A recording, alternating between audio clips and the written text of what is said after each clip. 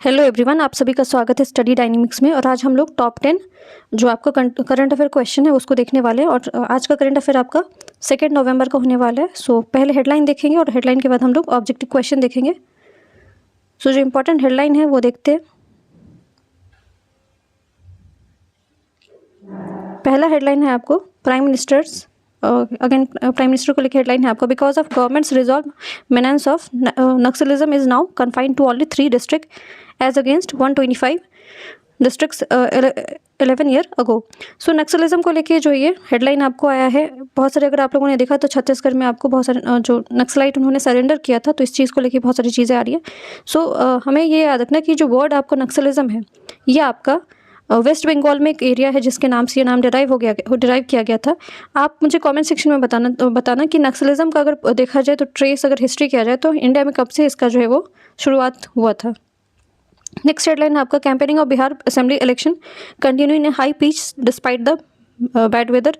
तो वहाँ पे बहुत ज़्यादा मौसम ख़राब है, उसके बाद भी जो आपको चीज़ें चल रही है, प्रोसेस चल रही है, इलेक्शन आपका होने वाला है, तो इससे पहले जो आपको असेंबली वगैरह है वो चल रही है टॉप लीडर्स के द्वारा।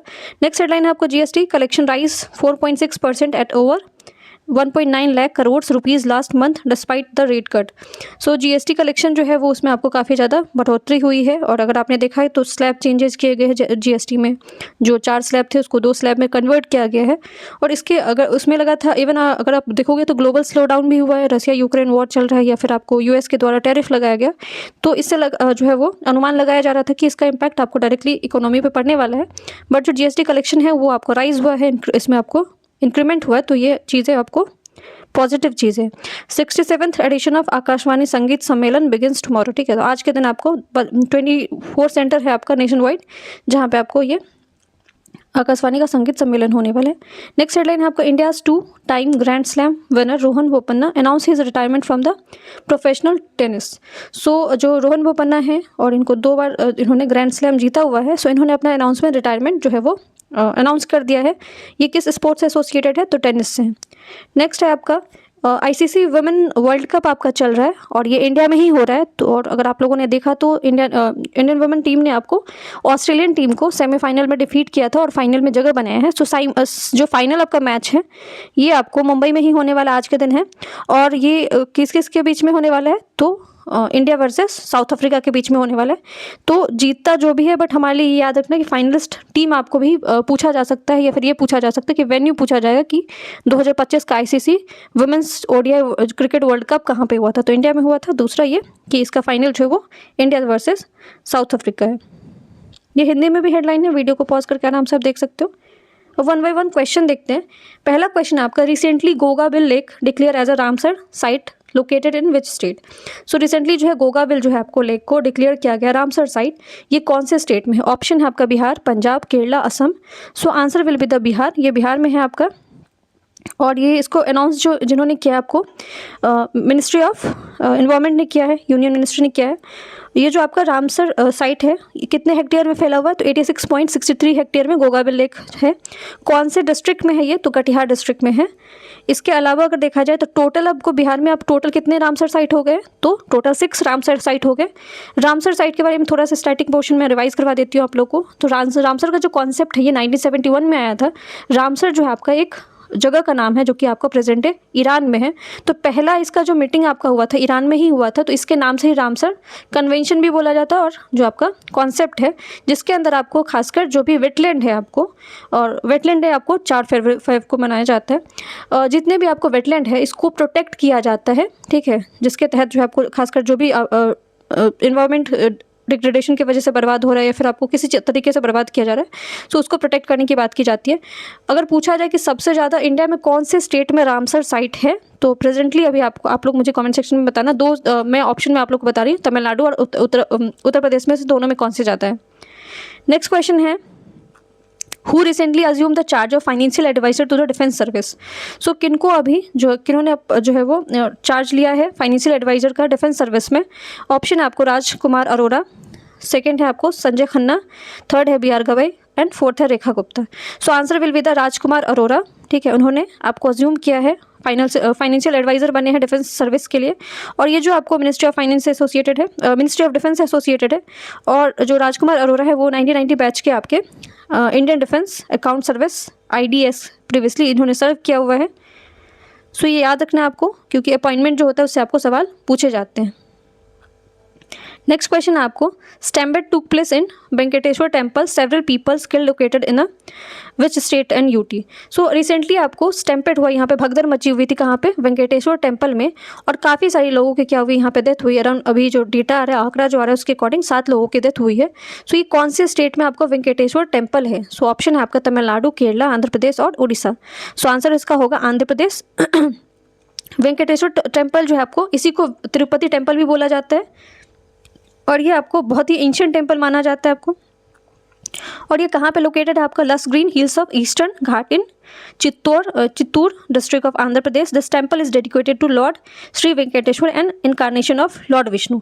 सो ये 3-4 फैक्ट आपको याद रखना है। एक तो ये वेंकटेश्वर टेम्पल जो है, इसको ही आपको तिरुपति टेम्पल भी बोला जाता है।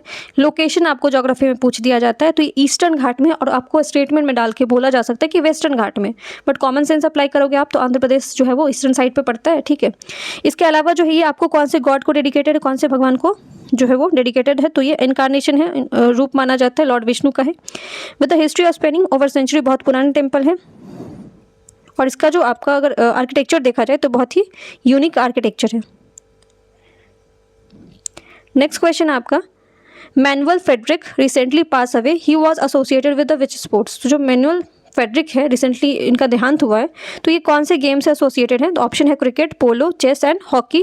सो answer will be the hockey, ये हॉकी से आपके एसोसिएटेड है। Former Indian hockey goal keeper थे मैनुअल फेडरिक, इन्होंने इंडिया के लिए प्ले किया हुआ है। ब्राउन्ज मेडलिस्ट भी है, 1972 में इनको ब्राउन मेडल मिला हुआ था, 1972 मुनिच ओलंपिक में, और एज इनका 78 था। सो पूछा जा सकता है आपको कि जो इनको कौन सा मेडल मिला हुआ था, ब्राउन्ज मेडलिस्ट है, गोल कीपर है, हॉकी में भी आपको प्लेयर किस चीज़ की है, गोल कीपर है। सो हॉकी टीम, जो अभी हॉकी टीम के प्रेसिडेंट कौन है आपको? दिलीप तिर्के हैं, ठीक है, जिन्होंने आपको ट्रिब्यूट पे किया है, और true guardian of the post whose legacy will be inspired generation. So याद रखना आपको फेडरिक, क्योंकि नाम से आपको लग सकता है शायद इंडियन ना हो, मैनुअल फेडरिक आपको हॉकी से रिलेटेड है, और ये गोल कीपर थे हॉकी टीम के। नेक्स्ट क्वेश्चन है, Sudarshan corps in news associated with. तो रिसेंटली आपको सुदर्शन चक्र कॉर्प्स जो है वो न्यूज़ में चल रहा है, तो ये किस चीज़ से एसोसिएटेड है? इंडियन नेवी से, इंडियन आर्मी से, या एयरफोर्स, या नन? सो इसका आंसर हो जाएगा आपको इंडियन आर्मी से एसोसिएटेड है ये चीज़।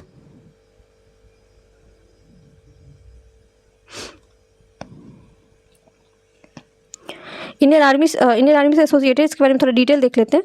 सो as a part of tri service ex 2025 exercise है आपका, 2025 का एक्सरसाइज है, इंडियन आर्मी ने कंडक्ट करवाया इसमें। लॉजिस्टिक्स एक्स सुदर्शन कस्मत featuring innovation and self reliance military logistic. So खासकर जो आपका मिलिट्री जो डिपार्टमेंट है उसको और ज़्यादा स्ट्रेंथन करने के लिए ट्राई सर्विस करवाया गया है। इसमें आपको लॉजिस्टिक जैसे कि ड्रोन्स है, डिस्पेंशन सिस्टम है, एविएशन फ्यूलर्स हैं, इन्वेंट्री मैनेजमेंट है, सॉफ्टवेयर एरियल जो भी सिस्टम है, यहाँ पे नेटवर्क इन अ बॉक्स सिस्टम आपको पूछा जा सकता है, रिसेंटली न्यूज़ में था, ये भी देख लो आप, नेटवर्क इन अ बॉक्स सिस्टम रिसेंटली न्यूज़ में था, ये किस चीज़ से एसोसिएटेड है? तो ये भी आपको इंडियन मिलिट्री या इंडियन आर्मी से ही रिलेटेड है। यहाँ पे ये सारी चीज़ों को लॉजिस्टिक खासकर जो है उस पर ज़्यादा फोकस किया गया इसके तहत। नेक्स्ट क्वेश्चन है आपको, bird village of India is located in which state and UT। So recently आपको किसी जो है किसी एरिया को बर्ड विलेज डिक्लेयर किया गया है, तो कौन से स्टेट और कौन से UT में ये लोकेटेड है? ऑप्शन है गुजरात, सेकेंड ऑप्शन है आपका मणिपुर, थर्ड है Rajasthan and fourth is Assam. So इसका आंसर क्या हो जाएगा? राजस्थान। तो राजस्थान का आपका विलेज है जिसका नाम है मनेर, ठीक है, मनेर विलेज आपका कहाँ पे? राजस्थान में है, और इसी को ये उदयपुर के आसपास आपको लोकेट होता है, जहाँ पे आपको 100 species of resident and migratory bird including flamingo, pelicans, quotes and endangered Cyrus crane. तो ये तो नाम भी आपको याद रखना है, जैसे कि बर्ड्स के नाम भी पूछ दिए जाते हैं कि अब 3-4 नाम आपको, फ्लेमिंगो तो आपको पता हो जाएगा कि अब पेलिकन्स भी पता होगा, बट कूट्स अगर बोल दिया जाए ना कि कूट्स रिसेंटली न्यूज़ में है, किस चीज़ का स्पेसीज है, एनिमल है, बर्ड है, या फिर आपको बैक्टीरिया फंगे कुछ भी डाल दिया जाए ऑप्शन में, तो कूट्स जो है ये भी आपका बर्ड का ही स्पेसीज है। इंडेंजर्ड जो साइरस क्रेन है ये भी आपको मिलता है। सो हमें याद रखना कि बर्ड विलेज अगर पूछा जाए तो कहाँ पे ये? राजस्थान में है, और ये मनेर जो है ये एरिया है जहाँ पे इसको डिक्लेयर किया गया, और ये एरिया आपको रामसर साइट के के अंदर भी आता है। नेक्स्ट क्वेश्चन आपको, जो कि मैंने हेडलाइन में आपको बताया था, Rohan Bopanna announce his retirement associated with the which sports. So recently आपको रोहन बोपन्ना ने अपना रिटायरमेंट घोषित किया है। ये कौन से गेम से एसोसिएटेड है? ऑप्शन है badminton, tennis, hockey and chess. So इसका आंसर हो जाएगा टेनिस। ये 2 टाइम इनको 2 टाइम ग्रैंड स्लैम विनर है रोहन बोपन्ना, और इन्होंने अपना जो है वो रिटायरमेंट घोषित किया है to end his 20 year long celebrated. 20 साल से ये खेल रहे थे भारत के लिए, और ये टेनिस से एसोसिएटेड है। नेक्स्ट क्वेश्चन है question number 8, total gross GST collection grew up to what percentage. So ये भी मैंने हेडलाइन में आपको बताया कि जो जीएसटी है उसमें आपका काफ़ी ज़्यादा इंक्रीमेंट हुआ है, और ये पॉजिटिव साइन है इंडिया के लिए। तो कितना परसेंटेज आप जो है इंक्रीमेंट ग्रू जो इसमें परसेंटेज आया है? सो ऑप्शन आपका 3.6, सेकेंड ऑप्शन है 4.6, 3 है 5.6 एंड फोर्थ इज 6.6। तो आंसर विल बी द 4.6। 4.6 जो है आपको परसेंटेज जो है ग्रोथ दिखा गया है। सो जीएसटी के बारे में थोड़ा सा रिवाइज कर लेते हैं। तो जीएसटी जो है आपको कॉन्स्टिट्यूशन में जो है इसको ऐड किया गया था। ये कॉन्स्टिट्यूशनल अमेंडमेंट कौन सा था? ये तो 101 से आया हुआ था। 279 आर्टिकल है जो कि आपको जीएसटी से एसोसिएटेड है। पहले 4 स्लैब थे, अब 2 स्लैब में कन्वर्ट हो चुका है। नेक्स्ट क्वेश्चन, क्वेश्चन नंबर 9 है आपको, who receive the Bhatnagar award. So एक तो पहले आपको ये याद रखना कि भटनागर अवार्ड जो है आपका किस चीज़ से एसोसिएटेड है? तो साइंस से एसोसिएटेड है। तो एक तो सिंपल क्वेश्चन यही पूछा जा सकता है। दूसरा, आपको अवार्ड से बहुत सारे सवाल आते हैं। इसमें आपको ऑप्शन है अशोक कुमार, वी नारायण, थर्ड है आपको के सिवान एंड फोर्थ है आपको देवेंदु दास। सो ये आपको जो भटनागर अवार्ड है ये कोलकाता के प्रोफेसर है देवेंदु दास, इनको ये अवार्ड मिला है। किस चीज़ में मिला है इनको? केमिस्ट्री, ठीक है। केमिस्ट्री में इन्होंने recreating like a system of simple chemicals research aims to understand the origin of life and application in health care. So इनका जो रिसर्च है वो आपको खासकर हेल्थ केयर और जो स्मार्ट ड्रग डिलीवरी है उसमें काफ़ी ज़्यादा मदद करेगा। तो हमें बस ये याद रखना है देवेंदु दास को केमिस्ट्री में ये भटनागर अवार्ड मिला है। ये उनका फोटो दिख रहा होगा आपको।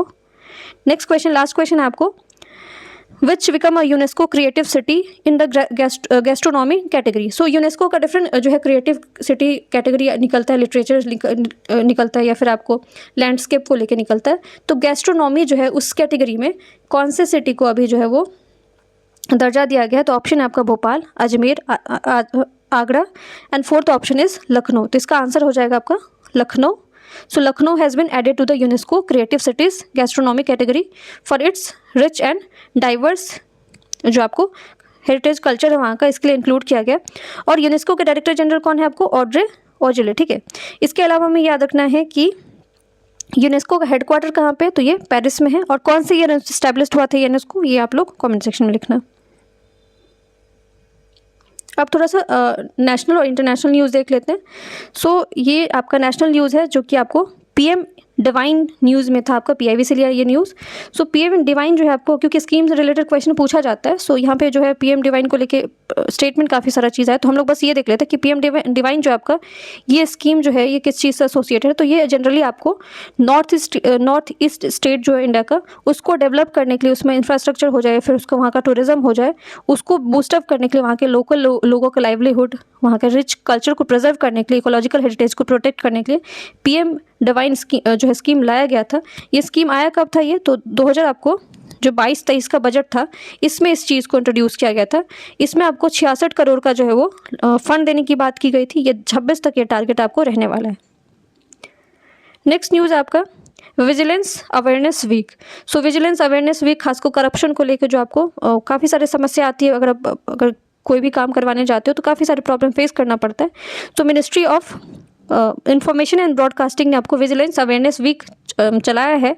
ये कब से कब तक चला है? तो 27 अक्टूबर से लेकर 2 नवंबर के बीच में, आज के दिन तक ये चलेगा, जिसमें आपको report corrupt the practice and stand for what is right. Next news आपका केन्या को लेके। सो यहाँ पे प्लेसेस न्यूज़ करके आपको पूछा जा सकता है कि अभी रिफ्ट वैली जो आपका न्यूज़ में था ये कहाँ पे है? तो रिफ्ट वैली आपका कहाँ पे? केन्या में है। और यहाँ पे लैंडस्लाइड आया, काफ़ी हैवी रेनफॉल हुआ है, बहुत सारे लोगों का यहाँ पे डेथ भी हुआ है और कुछ लोग यहाँ पे मिसिंग भी है। सो हमें प्लेसेस न्यूज़ करके आपको याद रखना है कि रिफ्ट वैली कहाँ पे? केन्या में। और केन्या का कैपिटल क्या आपको? नैरोबी है।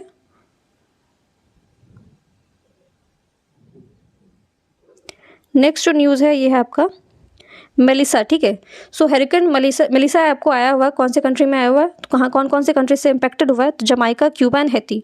सो याद रखना, आपको पूछा जाएगा कि हेरिकेन मेलिसा आया हुआ था, जैसे कि मोन्था आप लोगों ने बार बार नाम सुना होगा, साइक्लोन अभी जैसे कि उड़ीसा, आंध्र प्रदेश और छत्तीसगढ़ एरिया तक को हिट किया था। सो मेलिसा हेरिकेन आपको याद रखना जमाइका, क्यूबा और हैती। पीएम डिवाइन ऑलरेडी मैंने आपको बता दिया। ये आपका एक न्यूज़ है कि Kerala become the first state to India's to eliminate the extreme poverty, ठीक है। सो ये वहाँ के जो चीफ मिनिस्टर उन्होंने स्टेटमेंट दिया है कि केरला आपका पहला जो है वो राज्य बना है जो कि पूरे तरीके से जो आपको एकदम एक्सट्रीम लेवल का जो पॉवर्टी है, गरीबी है, उसको ख़त्म करने में। तो हो सकता है आपको पूछा जाए कि कौन सा स्टेट आपको रिसेंटली जो है वो फर्स्ट स्टेट बना है एलिमिनेट करने में, पॉवर्टी को एलिमिनेट करने। ये यहाँ पे लिखा है एक्सट्रीम पॉवर्टी, ये नहीं लिखा है कि पॉवर्टी पूरे तरीके से, गरीबी वहाँ पे पूरी तरीके से ख़त्म हो गया। एकदम जो पिछड़ापन वाला गरीबी था उसको ख़त्म करने में केरला पहला राज्य बना है। केरला के बारे में अगर देखा जाए तो ये आपको वेस्टर्न साइड पे लोकेटेड है, यहाँ पे आपको नीलगिरी हिल्स भी मिलता है। इसके अलावा अगर देखा जाए तो केरला आपको यहाँ पे जो कोची है वो बहुत फेमस है, और कैलीकट जो एरिया यहाँ पे आपको पहले बार पोर्चुगीज वास्को डी गामा का विजिट हुआ था। सो ये आपका पूरा करंट अफेयर था जिसमें हमने क्वेश्चन भी देखे और बाकी चीज़ें भी दिखा। अगर वीडियो पसंद आए तो वीडियो को लाइक कर सकते हैं, चैनल को subscribe. Thank you so much.